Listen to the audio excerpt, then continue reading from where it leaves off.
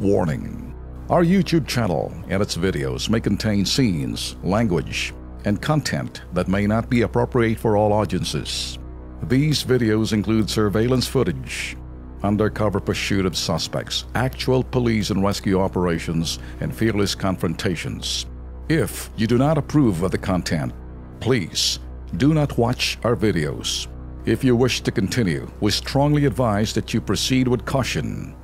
Viewers' discretion is advised. Isa na naman pong kababayan natin na nakabalik sa Pilipinas sa tulong ng Overseas Workers Welfare Administration. Ito ho ay matapos humingi ng saklolo ang Pinay OFW sa Kilos Pronto dahil sinasaktan at ilang beses lang siya pinapakain ng kanyang amo. Ano ho ang kanyang kalagayan? Heto, panoorin sa ating Kilos Pronto update.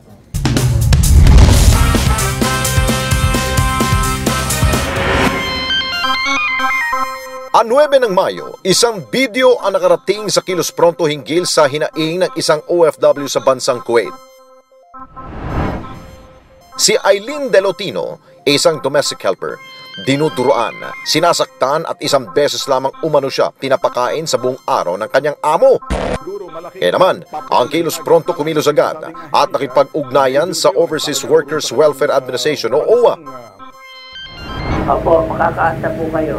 Bukas ay tatawagan ko yung ating welfare officer para gumawa ng karampatang kilos para mapabilis tayo. Alright. Garang mapauwi yung ating ma-rescue mo. Mapauwi yung ating OFW.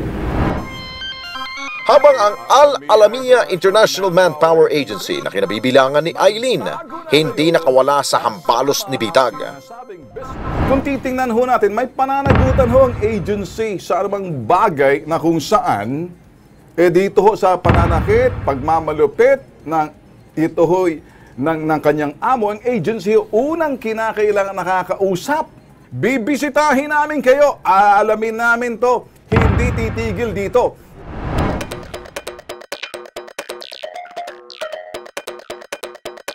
Mabilis silang nakipag-ugnayan sa Kuwait sa ahensyang humahawak kay Aileen upang agarang mapauwi ito.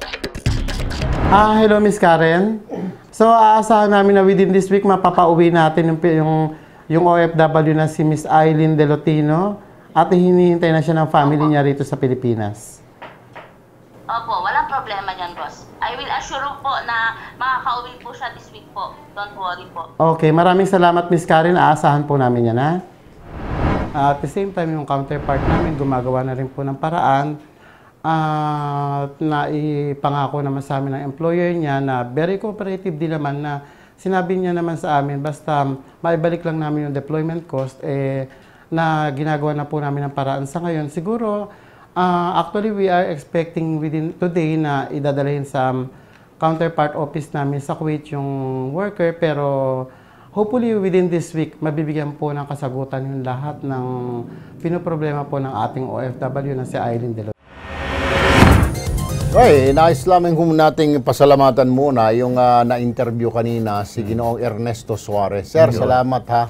At saka yung kanilang contact doon sa Kuwait, si Karen Aquino. Maraming salamat din. Dahil, kagabi, Tolben, paring Alex, mula sa bansang Kuwait, nakauwi na kagabi, live ngayon sa studio, si Aileen Delotino.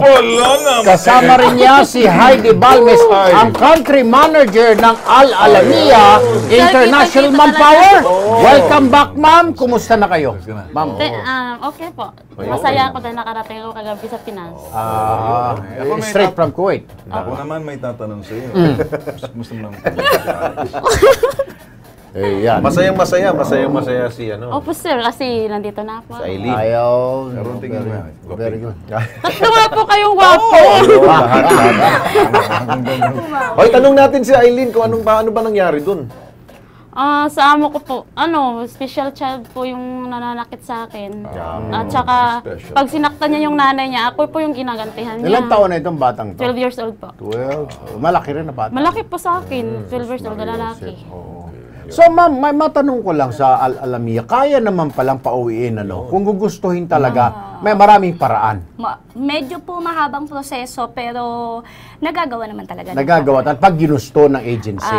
Opo. Ayun. Well, anyway, salamat na rin sa kumpanya. Salamat na rin sa iyo. No, Thank you din po, sir. Thank you Heidi, din yung country manager. Pero, Salamat. Sana lahat ng mga agencies, Tolben at paring Alex, tulad nito. Na isang tawag lang natin, yes sir, gagawin kikilos. Kahit na tumago na sandali, at least nakikita natin ang resulta. Siguro mas maganda rito, nanonood ba yung ating production manager? Bigyan nga ng plaque, kasi may plaque ito kanina, na yung magaling. Dadagdagan natin kay Mr. Suarez. Ay, thank you po. Thank you, sir. Honor roll, no? Magagaling. Thank you so much. Thank you din po sa inyo. Uy, Aileen, batiin mo yung taga-Bacolod. Mo pauli na ka dito. Pauli na ako. Taga Cadiz. Cadiz ka man. Cadiz. Ingunin mo, Bacolod. Sa Sabado lang mapuli. Sige. Pauli na I-greet Sabado. naman. Great mo daw. Bacolod. Pauli na Mr. Sabado. I-greet mo. Ma'am Gima, sa agent ko dyan sa Bacolod, nandito na po ako, ma'am, ngayon. Manood ka dyan. Salamat din po sa inyo sa pagtulong at sa agency ko pa. Alright. Bueno. Naagara ng paglilipat. All's well that ends well. Isang sulyap. Iyan! Ay. Okay.